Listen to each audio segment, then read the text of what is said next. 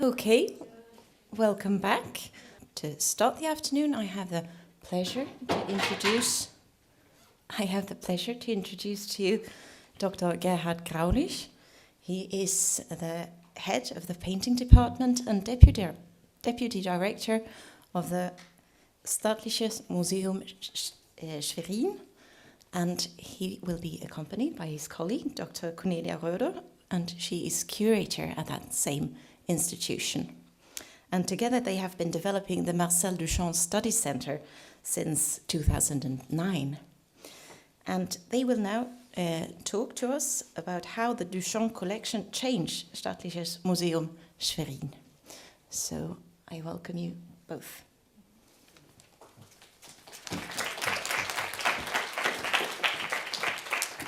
Thank you very much for the friendly welcome. The title of our lecture is Getting Along with Marcel Duchamp concerning the new Schwerin collection and the Duchamp Research Center in Schwerin. In the first part, I want to talk about the reason why we acquired Duchamp, the Duchamp collection in Schwerin on the one hand, and on the other hand, I want to show a few examples which are documenting the consequences this had for the development of our exhibitions research policy and the development of our collection. As you will see, the Schwerin Museum is indeed a traditional institution, but also a very young laboratory and an open experimental house using Duchamp as a starting point in various ways.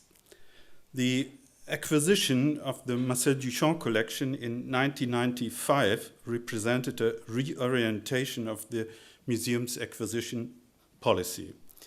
We took this step to make a compensation for the historical circumstances under the German Democratic Republic when it was scarcely possible to acquire works of international modernism.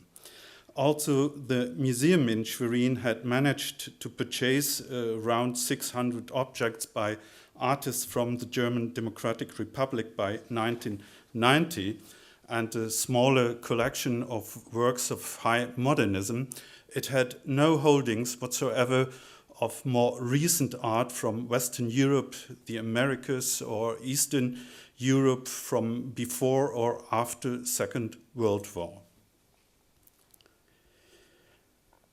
The chosen reorientation should, on the one hand, provide the museum with an unmistakable profile and, on the other, maintain the level of quality of its outstanding collection of Dutch and French art from the 17th and 18th centuries. In addition, to indicate new directions for the existing paintings, sculptures, and prints, the goal was to integrate works based on an extended concept of art. So the question for the former director Cornelia von Berswordt-Wallrabe and me as a curator for modern and contemporary art, what to do.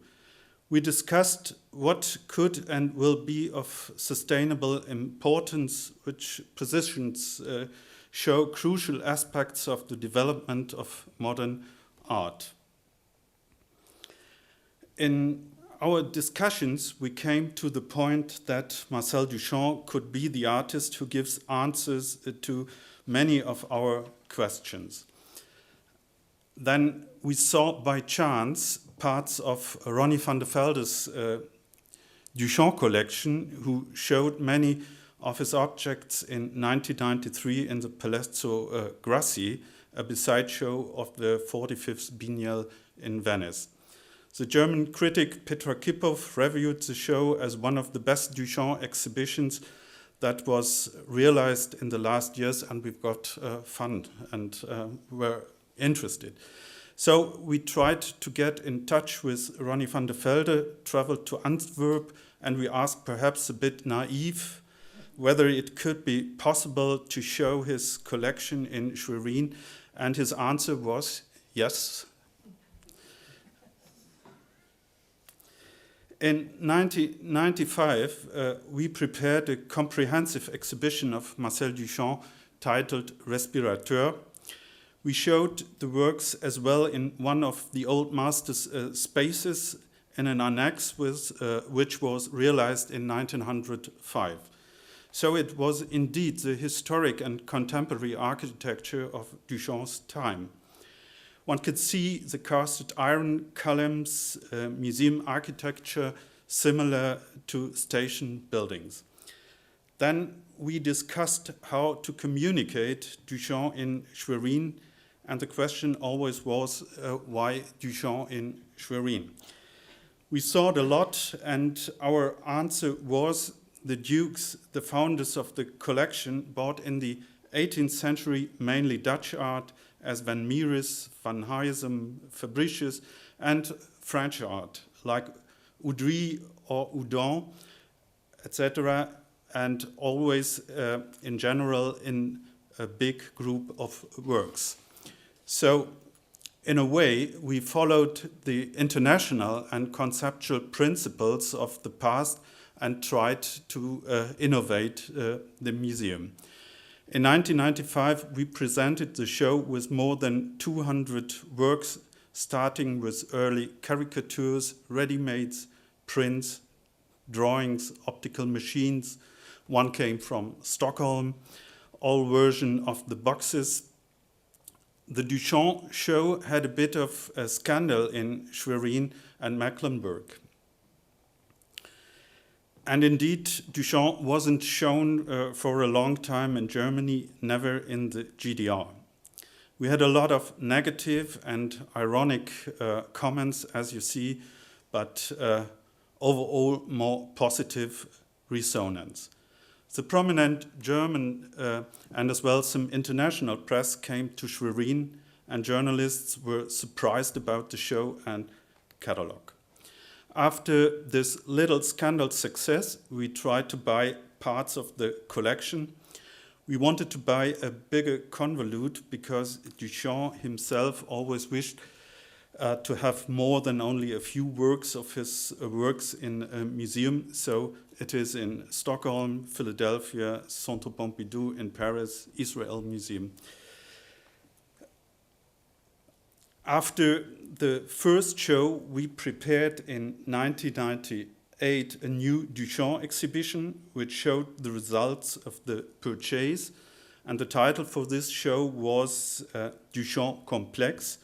To the purchase belonging 89 works by Duchamp and 5 photos of Man Ray with portraits of Marcel Duchamp. The next step was to produce a catalogue raisonné to bring our collection into the world. At that time, we were not experts in Duchamp, but we tried to give a serious overview about the research situation. The book was finished in 2003. At that time, we built up a kind of Duchamp working group at the museum with younger and experienced scholars. That was good for the Duchamp discourse in the museum and city and region. In the whole, the Duchamp collection provided furthermore a good foundation to establish a collection also with other artists. In connection to his art, after all, he had been of important influence, of course, on a wide variety of artistic trends of the 20th and 21st centuries. So we looked out for relationships. We prepared nearly in a conceptual way exhibitions with artists, for instance, of Fluxus, Nouveau Realism, mail art and conceptual art, and in particular, but also to aspects of chance, photography, and media art. There have been thematic exhibitions with an excursus on Duchamp, such as Pablo Picasso, The Appeal of Surface, in 1999. In 2003, we prepared as a conclusion the exhibition Brota's Cage Duchamp. This show brought the first time parts of the new collection directly in connection with some Duchamp works. In the meantime, we have bought works of John Cage, drawings, watercolors, but the most important was not wanting to say anything about Marcel. For Cage, artistic work represents an open offer without any fixed definitions or didactic connections which interested us. Going beyond any formal subjectivist view, his concept of art is determined by the ambiguity of chance and system. The programmatic thesis of his work is the arts are not isolated but engaged in dialogue. Cage's view of art had consequences for modernism and was fundamentally inspired by Duchamp's ideas.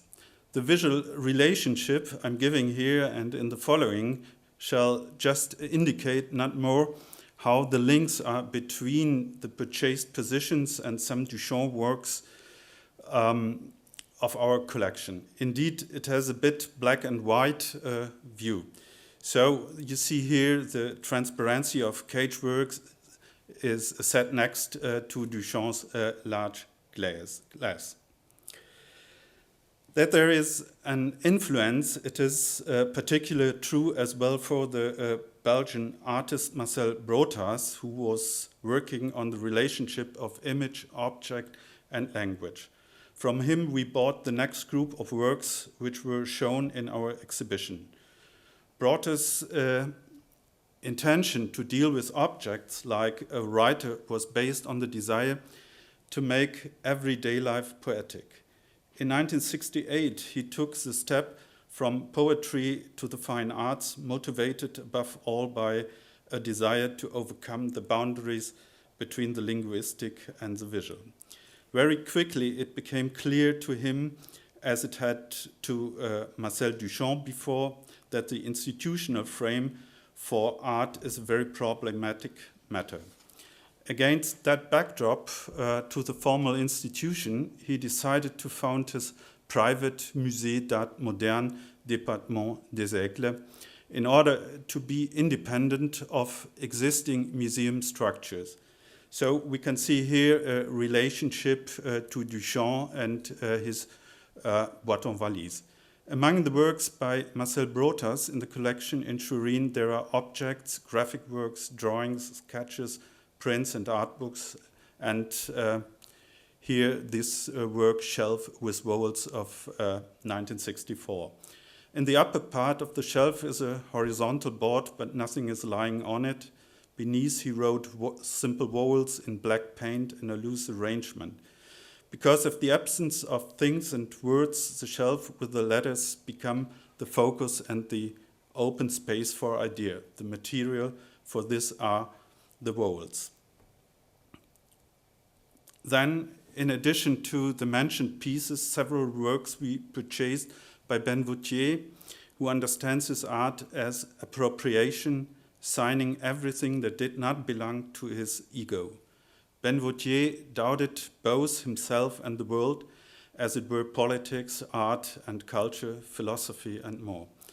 On his panels, not only the words and writings, but also his own signature function as bearers of meaning, so that the images simultaneously promote verbal statements.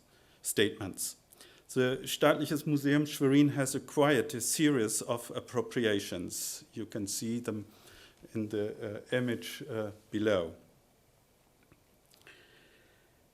These works consist primarily of everyday objects he has selected as ready-made, such as an alarm clock, lamps, and containers, but also immaterial things such as God, time, and nothing.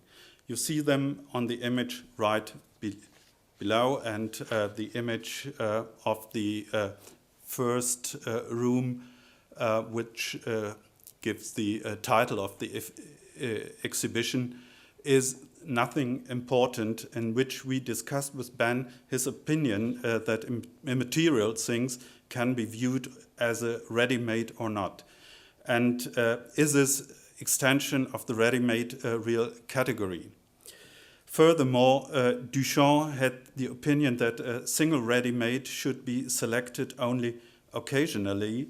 Against this, Ben's approach in all is excessive, and so it can be chosen every day and every moment, almost like God. Ben appropriates things in order to transfer them into art. Accordingly, he signs everything with no difference, so he can state godlike, moi, Ben, je signe.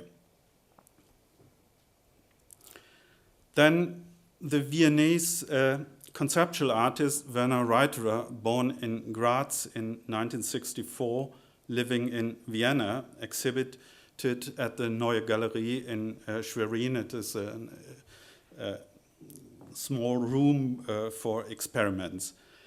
Werner Reuterer is one of the radical sculptors of the young generation in Austria. The works in his exhibition in Schwerin are the result of changes to familiar constellations that are, on the one hand, minimal and, on the other hand, radical. For this, he included a normal cabinet, perhaps of a conservator's workshop in the exhibition. Purely on the outside, it looks unaltered, but Werner Reuterer installed a mechanism inside that causes smoke to come out of the keyholes when someone approaches. So you can see the keyholes and the smoke which is coming out if you go to the cabinet.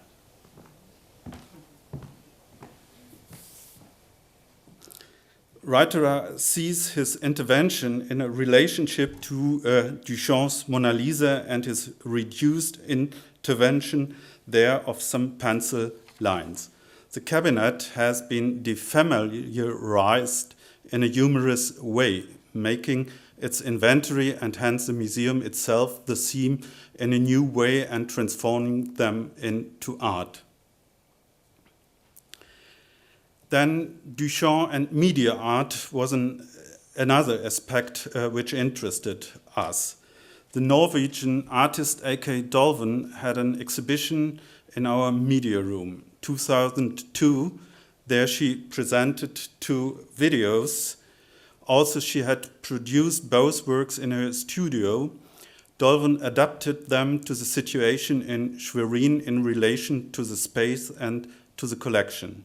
For example, her video Stairs, which was acquired in 2003, seems somewhat alienating at first, hidden behind one of the doors in the media room from which it is projected onto a wall in an adjoining room. The video shows a woman sitting and walking on a staircase. Dolven's intervention forces viewers to watch the projection through the 2 holes in the door.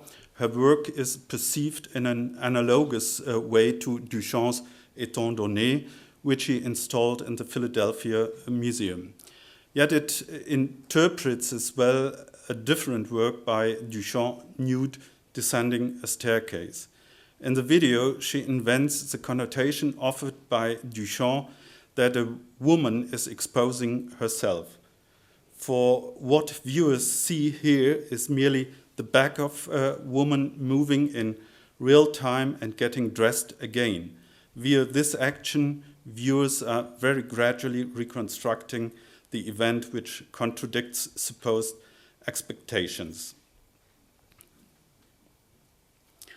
It is to notice that we've got as a permanent loan a huge collection of fluxes and conceptual works, around 300 pieces, mainly by American and French artists, by a Swedish-German collector family, Christina and Jürgen Kelter, who lived in Cologne. Here you see 2 works, one by Emmett William and the other from L. Hansen. The title of the left one is Portrait of Marcel Duchamp from 1992. The right one from L. Hansen, the title is Celebrating of Having Known Marcel Duchamp 1971. So there are similar, a lot of relationships to Duchamp in this collection. The Kelter family supported us intensely with their works. With some parts of the collection, we have prepared smaller exhibition, perhaps of Robert Fillou, Stefan Wewerka, and some others. And last year, we prepared a big show. The title was The Revolution of the Romantics, Fluxus Made in USA. This show brought Duchamp in context to Romanticism, perhaps to Runge, Philipp Otto Runge, but also to John Cage, George Brecht, and Pike.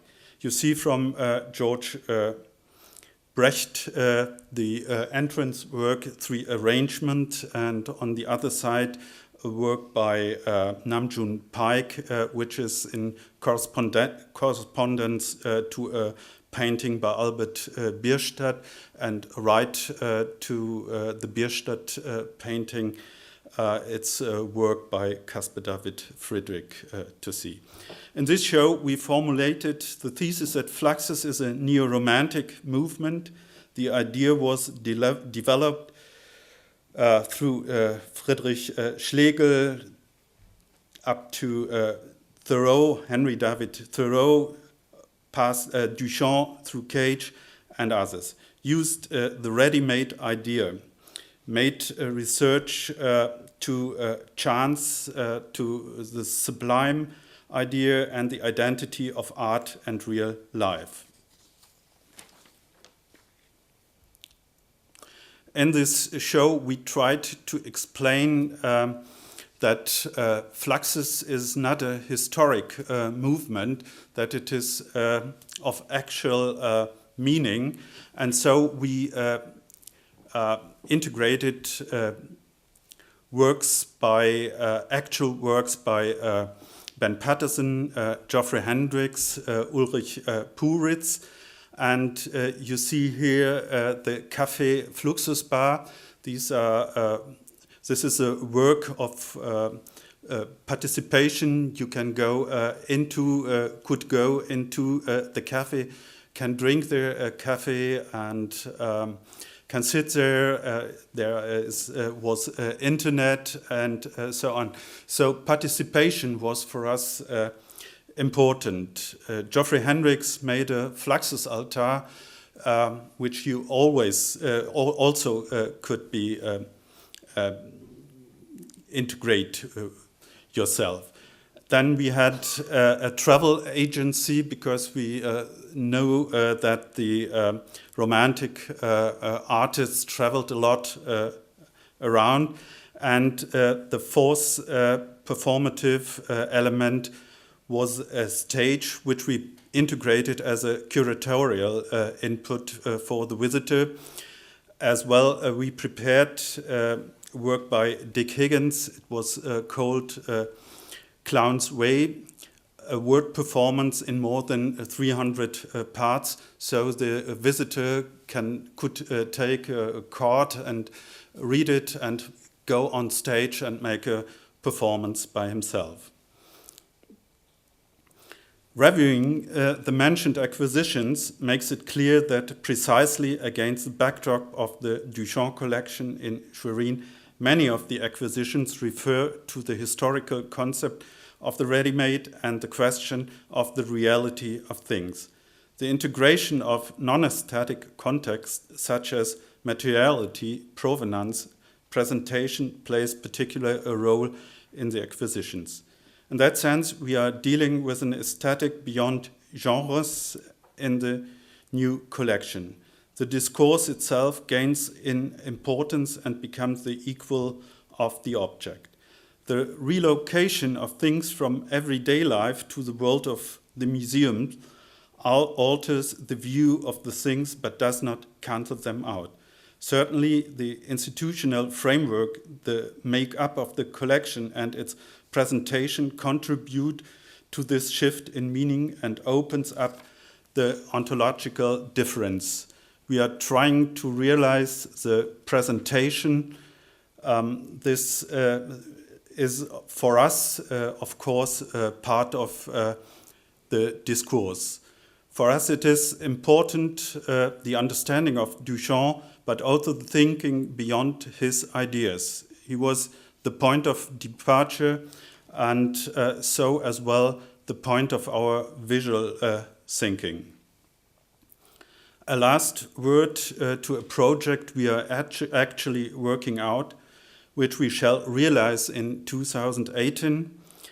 The title of this show shall be The Renaissance of Modernism, and we want to bring in contact Duchamp with Leonardo and Leonardo with Beuys, and both Duchamp has thought a lot of Leonardo, Beuys has thought a lot of Leonardo, and we think that there is a possibility to think about what has happened in the 20th century with the resonance of Marcel Duchamp. Now Kornelia will go on and will review about the Duchamp Research Center in Schwerin and what we are doing there. Thank you.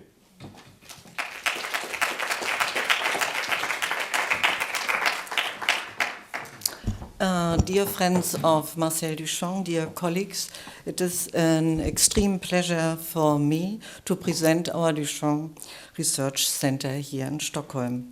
As my colleague Gerhard Graulich has just shown, the Duchamp collection has irrevocably changed Schwerin Museum.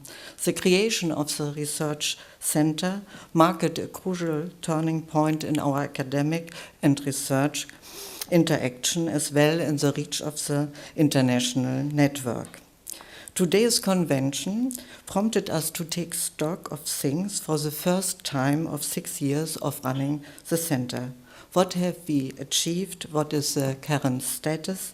And what are our plans and intentions for the future? Oh, sorry. We founded the Duchamp Research Center in 2009 without a budget and without additional staff. But what we did have on our side was a vision and a dedication. The question,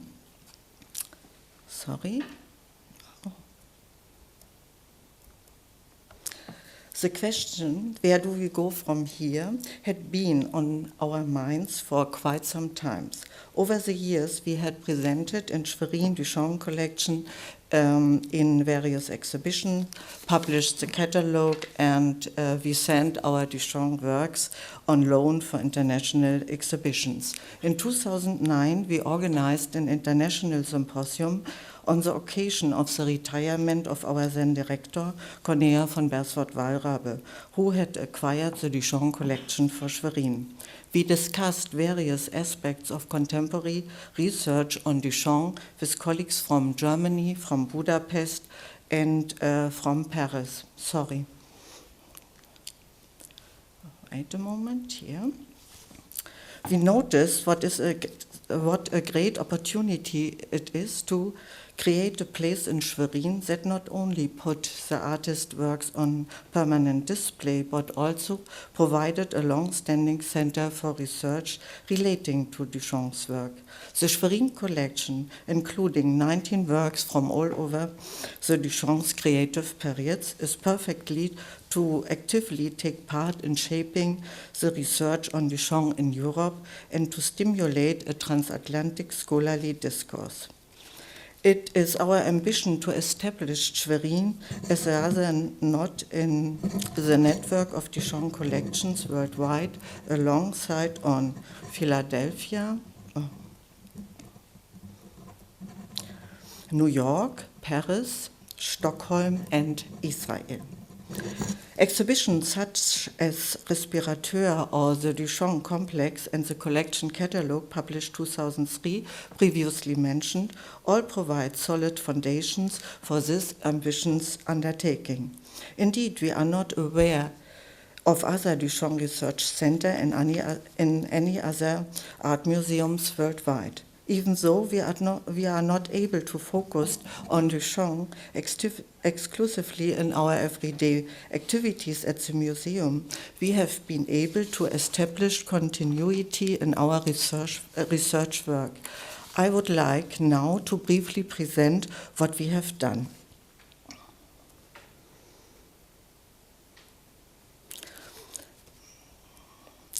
There are essentially four pillars to the research center's structures and working methods. First, Poiesis, a publication series in which internationally renowned Duchamp experts present their works.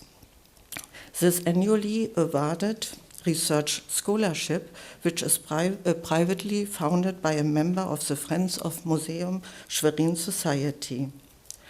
The lecture notes series, which was initiated specifically to ensure the publication of our scholarship holders' research findings and to promote young research.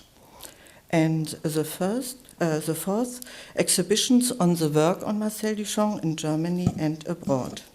One of the most important pillars of our work is the Poiesis series. Poiesis is not merely a name or a title, but stands for our policy.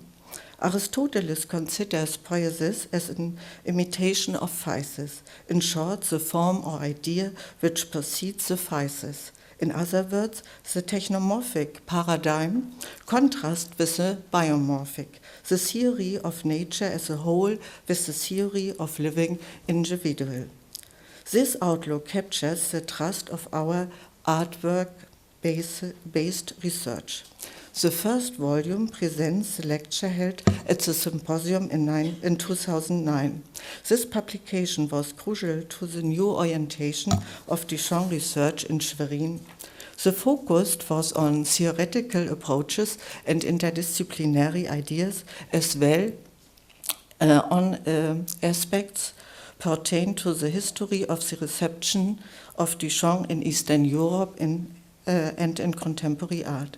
In the second volume, we published essays by Thomas Girst, whom some of you know for this work with Rhonda Shearer in New York. The online journal Tout à fait, which he published, provides important contributions to research on Duchamp. Since 2003, Thomas Girst has been closely linked to Schwerin as an author in our catalogue of works. In 2011, he co-curated the exhibition Duchamp in Munich. The third volume focuses on Duchamp's last ready-made. Thomas Saundschirm, who is a renowned Austrian Duchamp scholar, strongly influenced an entire generation of art historians, most notably in Germany, Austria, and Switzerland, with his publications Bereites Mädchen Ready-Made, Unbekanntes Meisterwerk, and Robert Musil and Marcel Duchamp. In the third volume, with him we thus placed the spotlight on questions concerning the prevailing methods of appropriation and interpretation of Duchamp's works. It is the first publication translated into English. Saundschirm has just notified us about a very high rates of black market copies in the internet. The fourth volume is currently being prepared. It will focus how the Duchamp collection can be linked to other parts in the collection of the museum. Gerhard Graulich has already highlighted some connections to John Cage, Namjoon Paik, Marcel Brothas, and the Fluxus and Mail Art movement, for example. Since the Duchamp Research Center was founded, research assistants have been supported our work at the museum in part-time positions for 2 years at a time. Dr. Antonia Knapp led the foundations for the scientific endeavor, and she is also the co-publisher for the first volume of Poiesis. Dr. Katharina Uhl initiated a Facebook project in order to make teenagers aware to Duchamp's oeuvre. She is also crucially intended our international connections. She is the editor of the second volume of Poiesis. Christina May is the current research assistant, and she is here in Stockholm with us. She is extensively involved in preparing the conception for the next exhibition. We have always felt it important to support promoting young academics, and this will continue to be the case as regards both our research assistants and our research scholars. We launched the Duchamp Research Scholarship more or less at the same time as we did Poiesis #1. Financing was provided by a businesswoman who had already been especially active in the acquisition of the Duchamp collection. She made our dream of being able to award a research scholarship come through. We are also receiving generous support both for the publication as well as for the setup of our library from the Friends of the Museum Society. The scholarship includes a grant of €500 a month and does not hinge to compulsory presence in Schwerin. We mainly fund interdisciplinary research. The scholar is chosen by a jury. Professor Dr. Lars Blunk, whom are you no doubt already familiar with as an author of numerous publications on Duchamp, is a member of our jury. And I have the possibility to say thank you very much for your support. The scholarship has been awarded 3 times since 2009. We underwent an evaluation phase in order to further strengthen the scholarship holders' links to the Schwerin collection. We will publish the new announcement in the next week. Applications are welcome. Scholarship holders present their findings at our so-called rendezvous evenings. At evening series organized by the museum take place every Thursday. No reference to Duchamp's rendezvous intended, but perfectly appropriate. This soirée is hosted by the Friends of the Museum and open to everybody. The number of applicants has grown enormously with every call for proposals. We have managed to open the procedure to include international applicants. The research proposals we received were very diverse, meaning that making a choice is not always easy. I would like to give you a quick overview of the research topics covered by our scholarship holders, as I believe this will provide an illuminating insight into current debates among the younger generation of academics.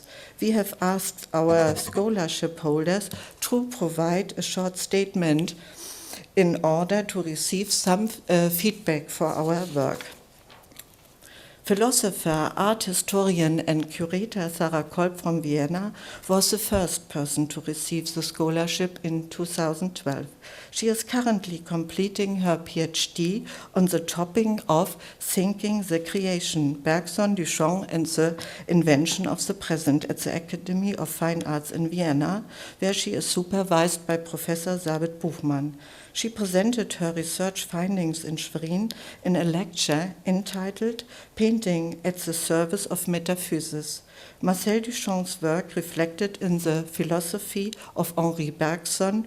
The publication of her essay is currently in preparation.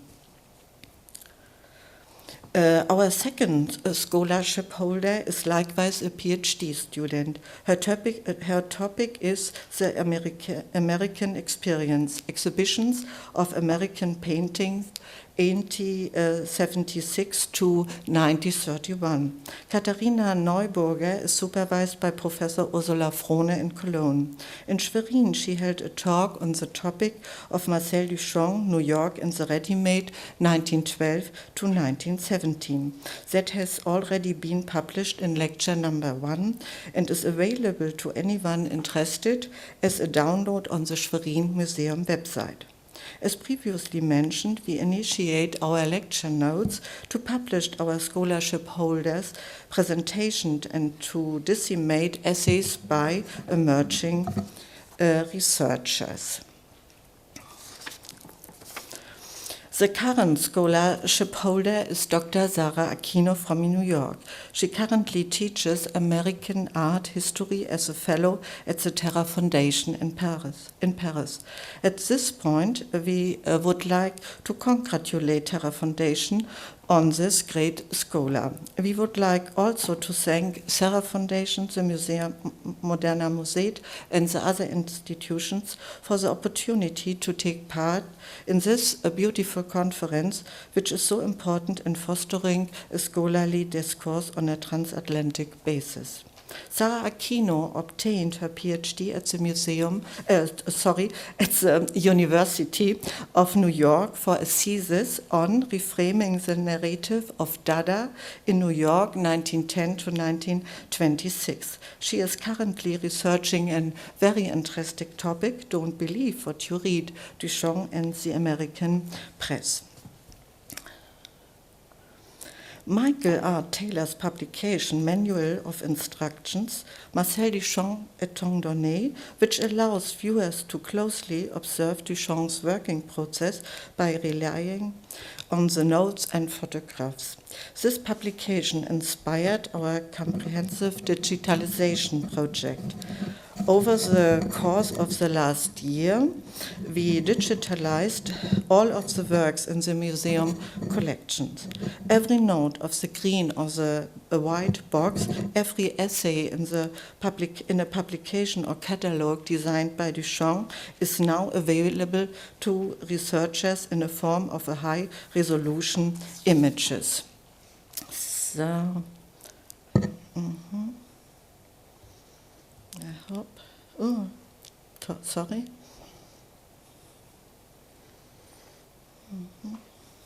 Jetzt.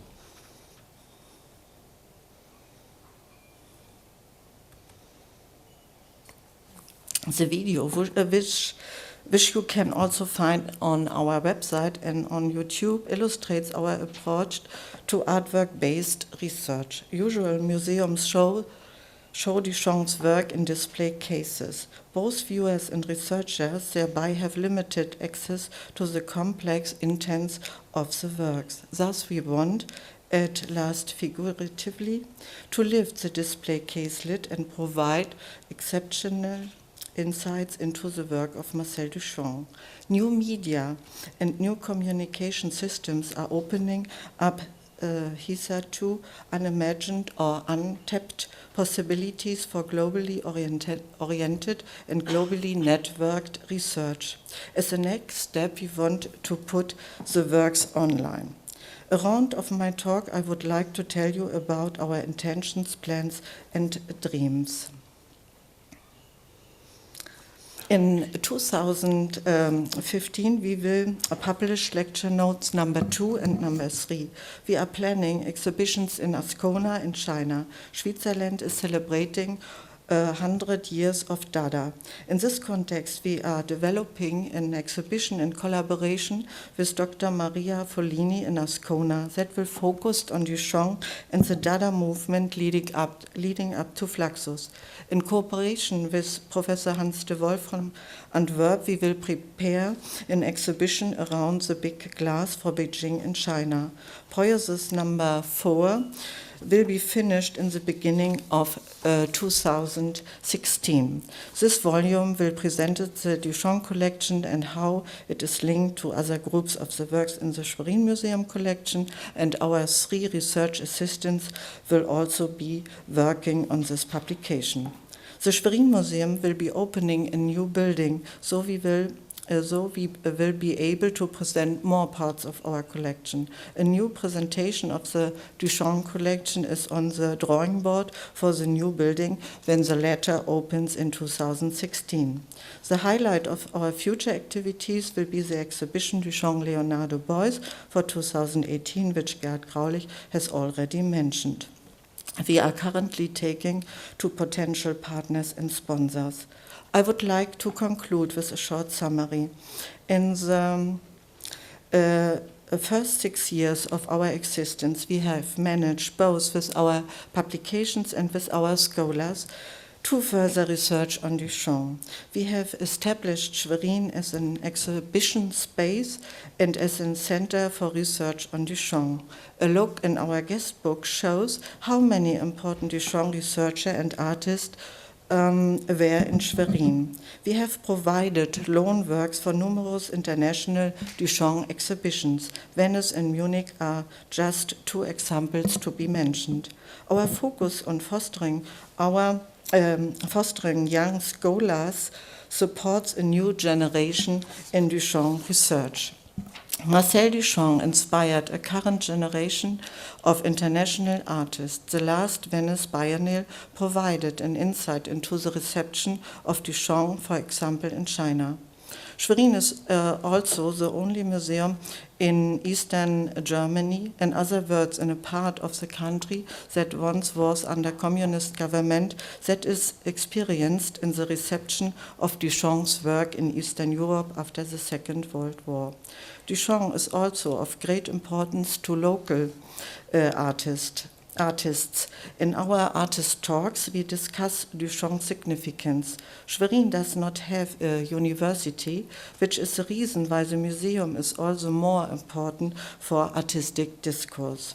The topic of the symposium is Duchamp's reception after the Second World War. The Mail Art Archive at Schwerin Museum provides an interesting channel for communication on the reception of Duchamp's work during the Cold War. There were no existence of Duchamp's works in Eastern Europe until the fall of the Berlin Wall. Other channels of knowledge transfer were used, and the network of mail art played a decisive role here. In my opinion, 2 subjects are of extreme importance in the future, which we can only achieve together. Duchamp collections from MoMA, Philadelphia, the Centre Pompidou, the Tate, the Israel Museum, and other museums are available to the public with corresponding data and photographs. A worldwide network of all important Duchamp collections, including the private ones, would be very important and helpful for research. Susie Anderson from the Museum of Philadelphia initiated such an international Marcel Duchamp research portal. Before we went to Stockholm, we received her email with the invitation to take part in this fantastic project. Another important aspect in the future should be how Marcel Duchamp's works are communicated and conveyed in the museum context. Should our priority to be the Internet or the direct communication of Duchamp's work in exhibition context? What are your experience? We would love to hear your opinion. Thank you very much for your attention. We look forward to hearing your question in the break, and we would like to invite you to come to Schwerin. And we hope you have an impression of our work and our activities. Thank you very much.